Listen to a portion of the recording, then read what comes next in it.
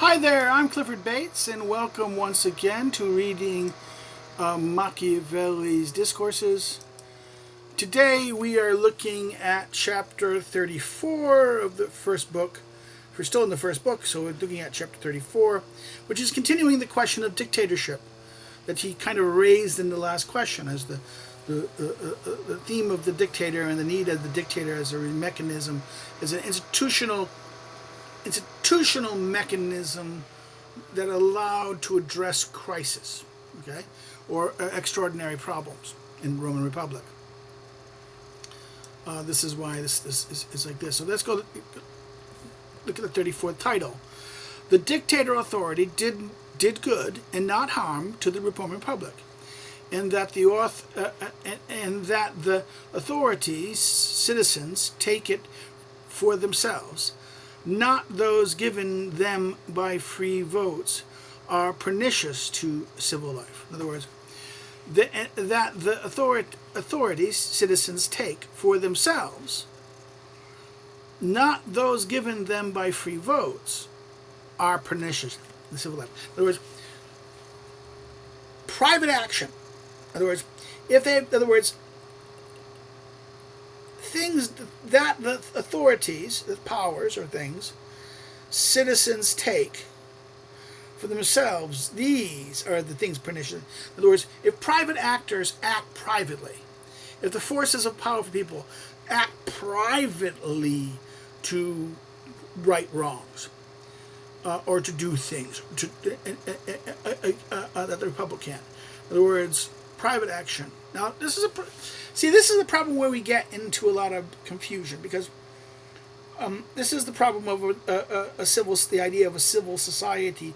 Civil society in our language, in the modern language of the late 19th and early 20th century, and much of as we go into the 21st century, it supports the concept that there is private action. In other words, there can be private action taken for the public good. This is what Tocqueville talks about in Democracy in America and things like that as free associations and the role of associations, and that people gathering together privately, not in the aspect of the government. So this idea of businessmen and people like that doing actions for civic good. Now, in state societies, like European state societies, and like this, this was seen as pernicious. This is seen as, and therefore they try to control it. But the old English society of private actions, this is a medieval construction. This is the older tradition. I mention this because this is important. Because what Machiavelli means here is not that he's not raising the case that any private action is going to be pernicious. It's going to be those that people take private action on clearly matters of state affairs or political state affairs. It's not the question that people actually does things. And the question is, you have to understand what state affairs. See, we have a exaggerated understanding of what the state should do. Starting in the 20th century, the welfare state, and the idea is the state has engaged in scope of authority way beyond the mean that Machiavelli would understand that the state should go on to, right? So therefore, this is why we have to understand that before we tackle this question, because, this is why some Marxists will read, it means, private society can't have any action, or Machiavelli's a Marxist, and that's right. No, we have to understand the context he's talking, this chapter is talked in. And now he's talking about the dictator, and the reason why the dictator is not a threat, okay?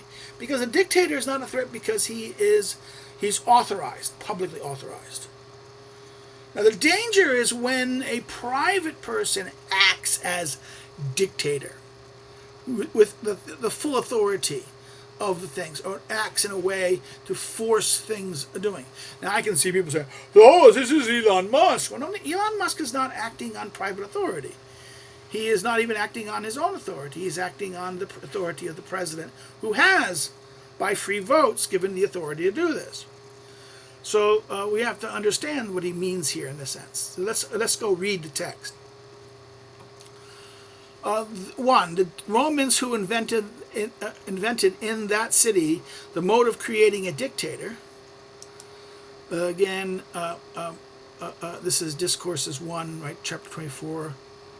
Oh, no, sorry. Livy 2, right, Livy 2, 18. And he goes, a dictator had been condemned by some writers, and the some writers is not clarified. These are some liberals. The liberals. I mean, and many times our time it is. The radical liberal looks at the idea of the dictatorship and of the Romans and say, "Oh, that was the mistake. If Rome didn't have the dictator, there'd never been no destruction of the republic." No, in other words, Machiavelli saying that, in other words, has been condemned by some writers. Now, he doesn't say who, but there were a lot of liberal writers or writers critical of the Republic who argue that this office was too extreme. For a thing that was the cause in the time of the tyranny of Rome. In other words, a thing that was the cause of the tyranny of Rome. He cites that the first, he cites that the first tyrant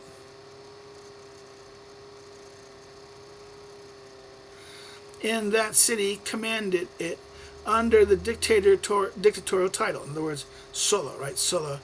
He says that, again, this is presumably Sulla, right? This is the idea that the first dictator used it, the first Roman dictator, tyrannical person, used it of that.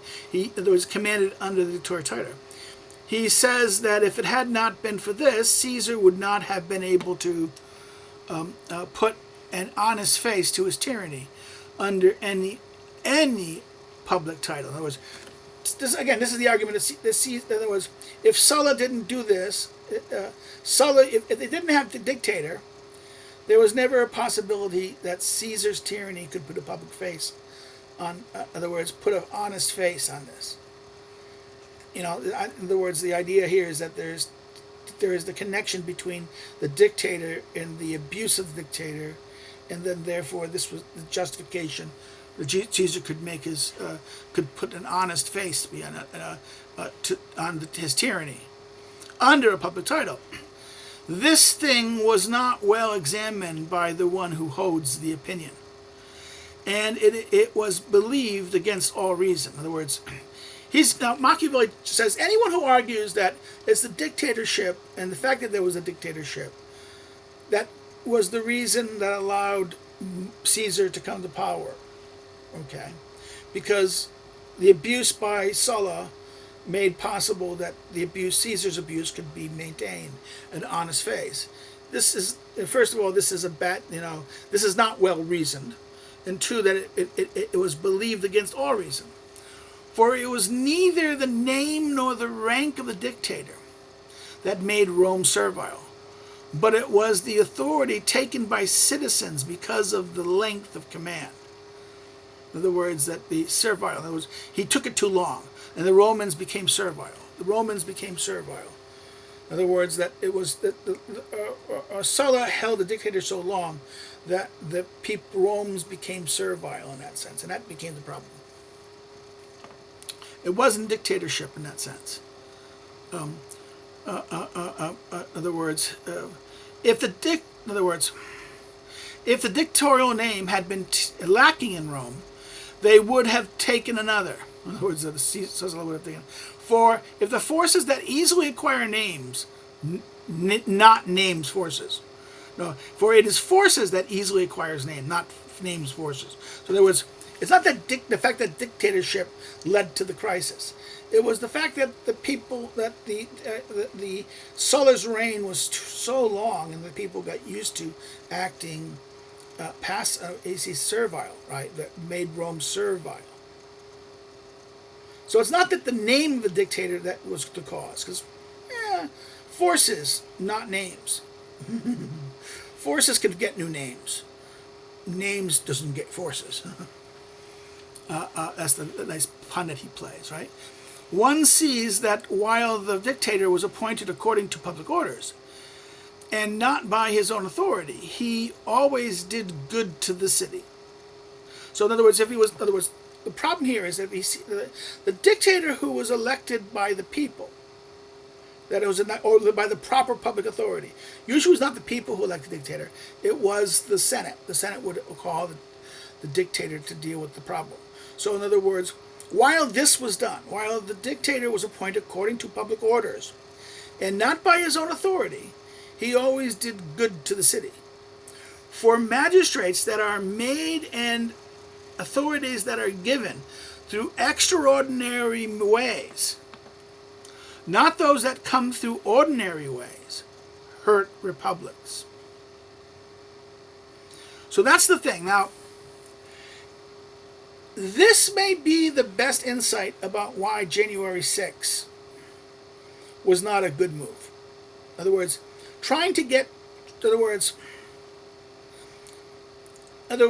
if Trump succeeded in January 6th to get, and not necessarily by the revolution or armed force, but through some extraordinary means. In other words, not ordinary means. The question is, is the Senate not recognizing a thing extraordinary? Now, the problem here about this, one could say it's constitutional. Could there be a constitutional argument that something is legally, that you can have something legally valid, but it becomes, because it has not been ordinarily done, it becomes extraordinary, okay? And therefore that's the danger. Republics are hurt when the things that are done in ordinary ways, but that when they come through, in other words, for magistrates that are made and authorities that are given through extraordinary ways, not through the ordinary ways, hurt republics. So one sees that in Rome, the result was that in so much course of time, no dictator ever did anything but good to the republic. Right? Okay, because as long as he was appointed legally and through ordinary means, it's only when it's done through extraordinary means or on their power, right? So I mean, I was reflecting on the question is that if there was, in many ways, Trump, even though he thinks he didn't lose, but he was cheated, but there was the fact that he was out of power and the other side was in power, made, in other words, they actually did something stupid. They last chapter, in other words, if there's an evil, if Trump's the evil, then the way you get rid of Trump is not move against him. But they moved against him. They excessively moved against him. And by excessively moving against him, they made him stronger. This is why the Democrats didn't listen to Machiavelli. If the Democrats listen to Machiavelli, is that you don't do what they did to Trump. And this allowed him what? To innovate, get stronger, right? And to do things. Now the question is he the threat to the republic as they think? This is a question. I think they're mistaken. I think that he's not the threat. Because I don't think he's exercising private authority in that sense. This is what I think Machiavelli is making clear here. He sought to have the authority not on his own, but on behalf of the people. So therefore, in other words, for magistrates that are made and authorities that are given through extraordinary ways, those that not come through ordinary ways hurt republics. So as one sees in Rome, the result was that in so much course of time, no dictator ever did anything but good for the republic. Now, 2, there are very evident reasons for this. So why is this? There's evidence. First, if a citizen wishes to be able to offend and to seize extraordinary authority for himself, he must have many qualities that in a non-corrupt republic he can never have. In other words, if he wants to seize power in an extraordinary republic, he has to have many qualities that in a non-corrupt republic he can never have. For if he needs to be very rich and to have very many adherents and partisans, he cannot have where the laws are observed. He cannot be so rich to be able to buy people and to buy partisans, right? If the laws are well, this would be a very rare and very undifficult things. And even if he had them, men like those are so formidable that free votes do not occur in them. In other words, that men like these are so formidable that free votes don't concur with them. They don't believe in free votes. They don't believe in the votes of this. Besides this, the dictator was appointed for a time and not perpetually. And so as to obviate the only cause by means of which he was created, and his authority extended to being able to decide by himself whether the remedies for the urgent danger, and to do everything without consultations, and to punish everyone without appeal. Right? This is punishment without appeal. Right? This is Livy 3:29 and Livy 9:34. Right? This is this idea that he was able to do it. In other words, it was able to do it under a time. It was urgent. It was able to do everything without consultation, to punish without appeal. But he could not do anything that might diminish the state, as taking away the authority from the Senate or from the people, undoing the old orders of the city and making new ones. Would have been. In other words, he couldn't undo. In other words, he could deal with crises, but he could not. He had no constitutional authority. This is something Schmidt in his Dictatorship talks about. In other words, now this is Schmidt's conception. This is why Schmidt distinguishes between two dictators. Between a commissarial dictator, constitutional dictator, a constitutionally constituted dictator that's commissarial, that's therefore limited inside of that, and has no power over the sovereignty. In other words, his power is not, he is not a constituted power. He cannot he does not have the power of the sovereign. He is not the sovereign in the sense. He has much of the sovereign's power, but he's in office. He's exercising the sovereign powers in the office, and does not have he's only executing powers that the sovereign has given him, and therefore he has no he is not the sovereign. He is not this is the sovereign dictatorship that in Schmidt that he talks about, in the dictatorship that highlights Machiavelli wants to highlight here. He does not have this period, right? He cannot make a new city. He cannot make a new order. He cannot change the regime. He is limited in a sense. He can fix a problem, but he cannot take away power from the Senate or the people on undoing the old orders, right? And make new ones. So, when a brief time of his dictatorship, the limited authority he had, and the non-corrupt Roman people are added up, it is impossible for him to escape his limits and to hurt the city. And one sees by experience he always helped. In other words, Romans helped it. So as long as this thing, in other words, the limited authority he had. He couldn't. In other words, he had absolute authority to act, but he couldn't act on fundamental change. He could only deal with the crisis that is at hand. Right. And the people, the non-corrupt people, the people have to be non-corrupt. Now 3. And truly, among the other Roman orders, this is one that deserved to be considered and numbered among those that were the cause of the greatness of so great an empire. For without such an order, cities escape extraordinary accidents with difficulty. In other words, the dictatorship it was institutionally means to deal with the extraordinary. In other words, Extraordinary crises usually are beyond the scope of the law. The law deals with what is ordinary. In other words, the law always deals with the legal strain is the normal, the world of the normal. The problem of the extraordinary or the exceptional crisis is that, making laws to deal with exceptions usually make horrible laws. Because an exception is a particular instrument. And laws aren't really designed to address particulars. They're designed to address general phenomena, repeating phenomena. Okay? And therefore, when you try to make a law to address a specific thing, it backfires. Therefore, the problem of this is the need for what happens when an extraordinary crisis happens. And he says that, in an extraordinary crisis, what happened was they had an institution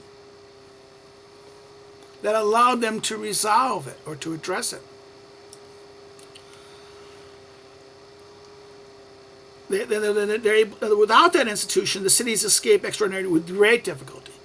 Because of the customary orders in the Republic have a slow motion, since no council and no magistrate can work anything by itself, but in many things one has need of another, and because it takes time to add these wills together, their remedy are very dangerous when they have to be. Their remedies are very dangerous when they have to remedy a thing that time does not wait for.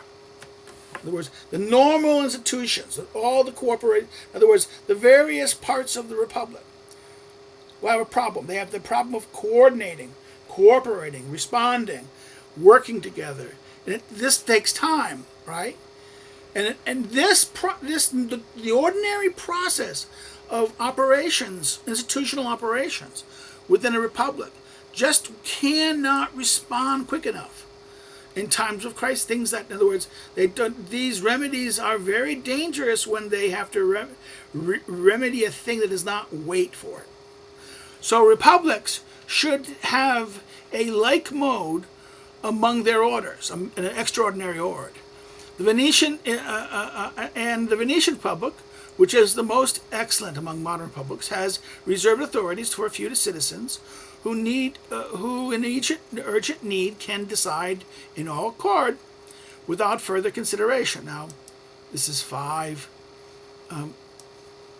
presumably the Council of 10, instituted in 1310, and the extraordinary measures to deal with revolt, and then re-regulated in 1353, the Council of 10, right? The Venetian, right?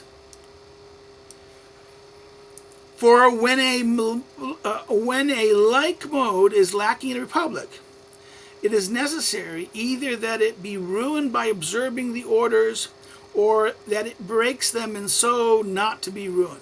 In other words, if you don't have a mode, in other words, if they don't have a mode that they can address the extraordinary, then it's necessary for them to be ruined by observing the orders, or that it breaks the orders so that they cannot be ruined. In other words, the republic has to. In other words, the orders, the regime. This is I'll use Machiavelli's new modes and orders. This idea of the order is the orders in a given political form is like the structure and the institutional structure. All right. So therefore, if there's no institutional range that allows to address the extraordinary, if keeping the orders I can't resolve the crisis and I'm ruined by it. So the regime, the regime cannot, the institutions of the regime cannot respond to the crisis. So if you maintain the regime, you maintain the orders, you'd be ruined by it. Or you overthrow the orders, break the orders in order to save the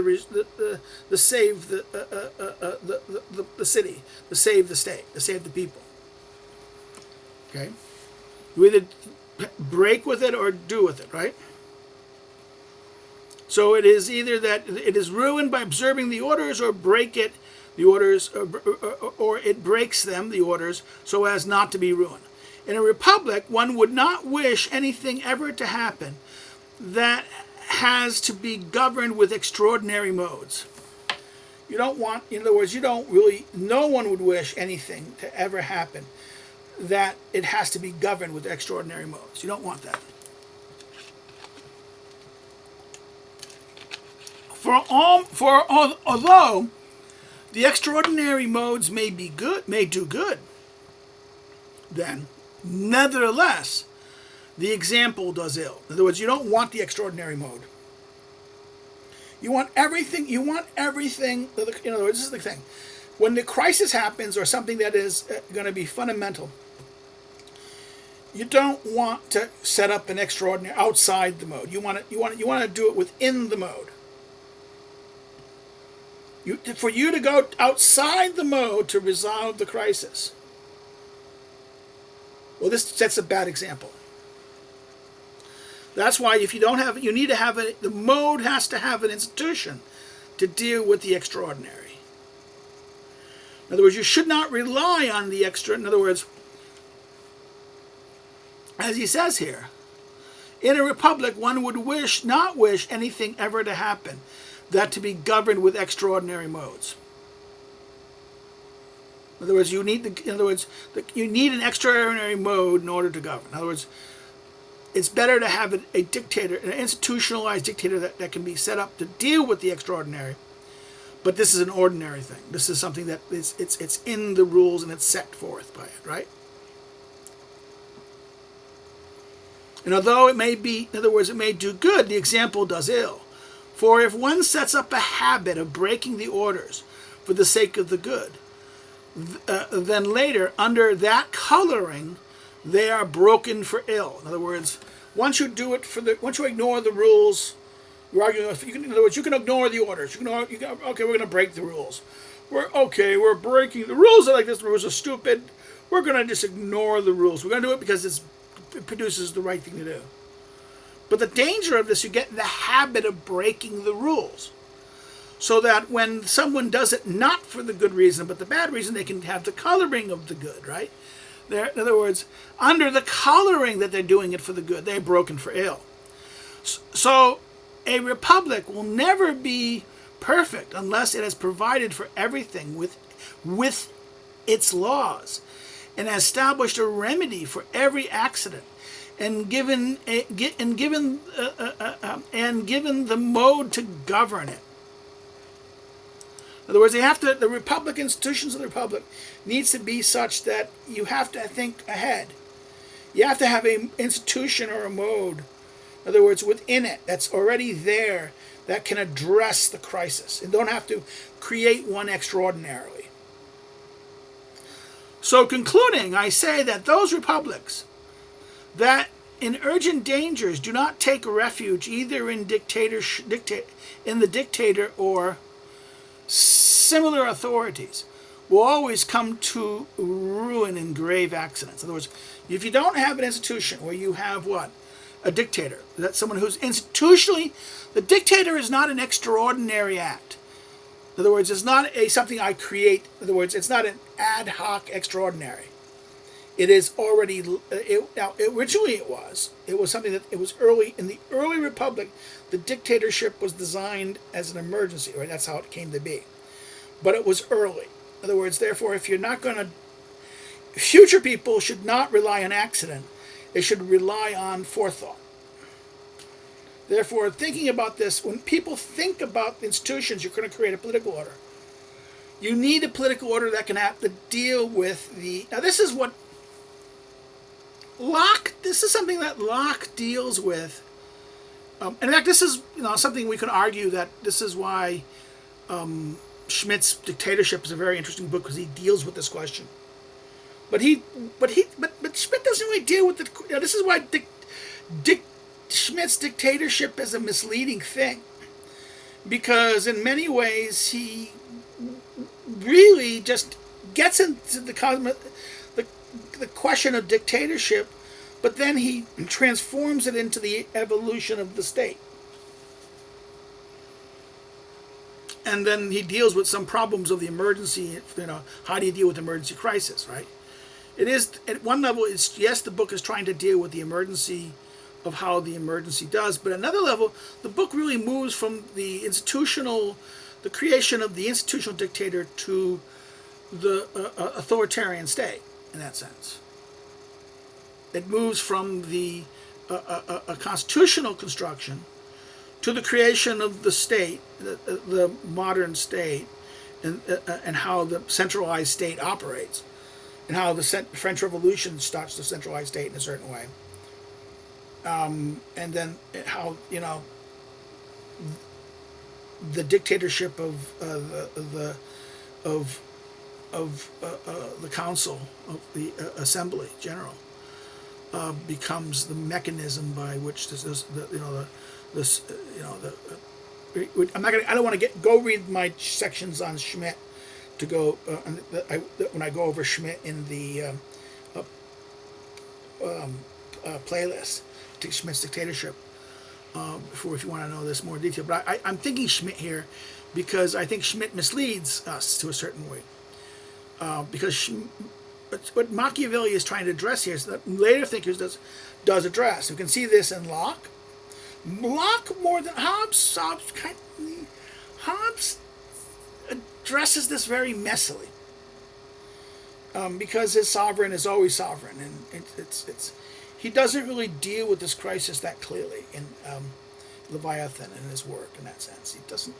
He really doesn't give us it's Locke with his conception of prerogative power. Do we get the idea that the executive in times of crisis maintains the prerogative for the exercising of sovereign authority? That the executive is not sovereign.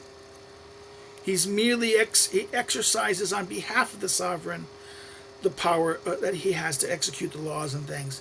But he is the only element of the constitution or of the state that is there and that really, when the legislature is not able to convene and there's a problem of the public good and that the law cannot extraordinarily deal with it, and this is something extraordinary, then the presidency, the executive power. Now this is why Mansfield's Harvey C. Mansfield's Taming of the Prince is actually a very good book in this, because I would argue that in many ways it is kind of like responding to Schmitt, but it's also responding to explaining how from from the Machiavellian prince to the modern executive, how this emerged, the executive authority, how it emerges over time and evolves, and how political theory kind of evolves it, and how it's from out of Locke and then later out of Montesquieu that the Federalists and the Americans deal with the conception of how deal with the question of the executive authority.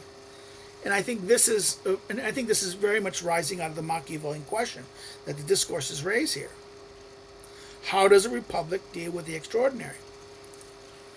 Now let's do this. He says, in this new order, the mode of electing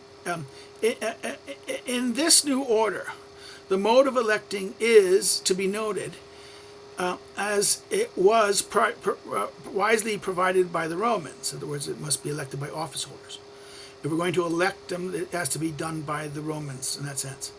For since the creation of the dictator brought some shame for the consuls, who as heads of the city had come under obedience like others, and since they supposed that disdain among the citizens had to arise from this, they wished the authority of electing him to be the consul. They wished the authority of electing him to be in the consuls. They thought that if an accident came in which Rome might have need of this kingly power, they would have to make him voluntarily, and in making him themselves, it would pain them less. For wounds and every other ill that a man does to himself spontaneously and by choice hurts much less than those that are done by someone else. Indeed, in the last times, the Romans used to give such authority to the consuls instead of to the dictator with these words: "Let the consuls see that the republic comes to no harm." Right? let the council see that the republic comes on, quoted by Livy, book 3 and Livy 4, right? Let the council see that the republic comes to no harm.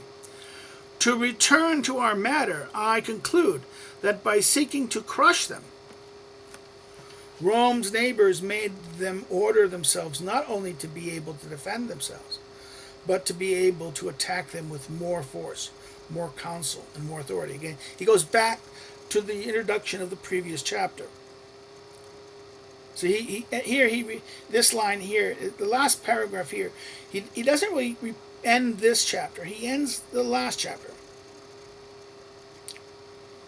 Here, the idea is the council should do it, right? Because why? The council should be in charge because it's shameful that this is something that if they have to call the dictator, it's because they failed and they are not able to do it. Usually it happened because the Senate would do it too. The Senate would authorize. It would be the Senate who authorized, but the councils would, request. So this is why